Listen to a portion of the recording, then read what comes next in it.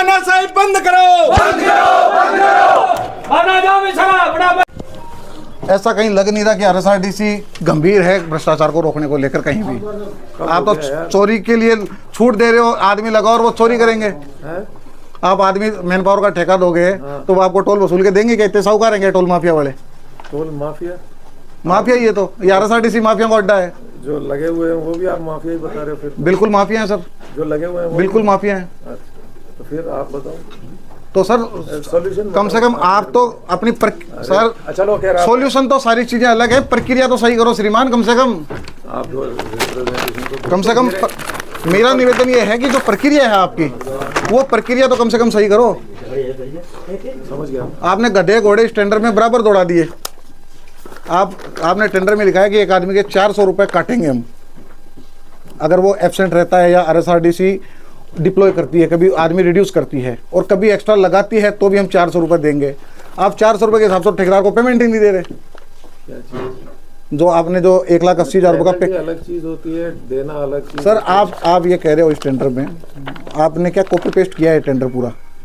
अगर कोई पढ़ता इस टेंडर को तो उस व्यक्ति को समझ में आती।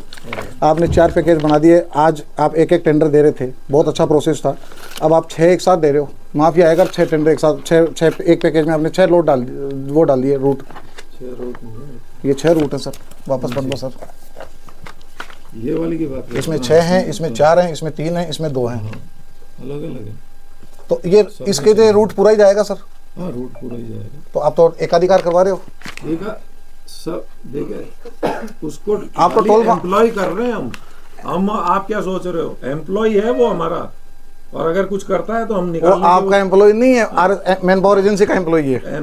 मैन पावर एजेंसी का एम्प्लॉय होगा, पर मैन पावर एजेंसी को हम किसी भी वक्त हटा सकते हैं अगर कोई गड़बड़ होगी तो।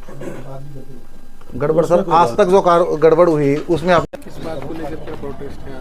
आरएसआरटीसी के पहले जो टोल होते थे वो ऑक्शन बेस होते थे। आरएसआरटीसी की सरकार की एक इनकम फिक्स होती थी कि इतनी राशि ठेकेदार को सरकार को देनी है, चाहे ठेकेदार कम कमाए या ज़्यादा कमाए। अब इन्होंने मैन पावर बेसिस पर सिर्फ आदमी लगाने का ठेका ठेकेदारों को देने का एक प्लान बनाया है और उसमें भी ऐसा षड्यंत्र रचा है कि जो छोटे ठेकेदार हैं वो इस टेंडर में पार्टिसिपेट ही नहीं कर सकते हैं, ताकि जो बड़े ठेकेदार हैं उनके साथ मिलकर ये पर्ची सरकार चोरी कर सके और जो कैश कलेक्शन जो आना है उसमें से चोरी करके अधिकारियों में, नेताओं में और ठेकेदारों में बांटा जा सके। और इस टेंडर में जो मैन पावर जो ठेके पर वहाँ जो काम कर रही है आज की तारीख में 15-15, 20-20 साल से लोग काम कर रहे हैं, ये भी बहुत पीड़ित है। ये अपनी व्यथा खुद बताएंगे आपको। ये सर हम इन कंपनियों से पलाड़ा हो गई और रिद्धि सिद्धि हो गई। इन कंपनियों से 20-20, 25-25 साल से जुड़े हुए हैं। हमारा परिवार इससे चलता है। अब ये नया नियम आरएसआरटीसी का ये आया है, इसमें हमारी छोटी कंपनी तो टेंडर ले नहीं सकती और बाहर की कंपनियों को बुलाने की कोशिश में है ये सब लोग, और हमारे ये सब बेरोजगार हो जाएंगे, हमारे बच्चे रोड पे आ जाएंगे, हम खा जाएंगे। हम 20-20 साल से इन कंपनियों में जुड़े हुए हैं। अब ये तो टोल ले नहीं सकती। अब बाहर की कंपनियों को यहाँ अपना रवैया मजबूत करने के लिए ये नियम निकाले गए हैं। मुख्यमंत्री रोज रोज कह रहे हैं कि राइजिंग राजस्थान, जापान, चीन तक जाकर वो सबमिट करके आ रहे हैं और मुख्यमंत्री के इशारे पर उनके अधिकारी प्रवीण गुप्ता जी, सुनील जयसिंह जी राजस्थान के लोगों का रोजगार खत्म कर रहे हैं, ठेकेदारों का रोजगार खत्म कर रहे हैं और इन गरीब लोगों का रोजगार खत्म कर दें।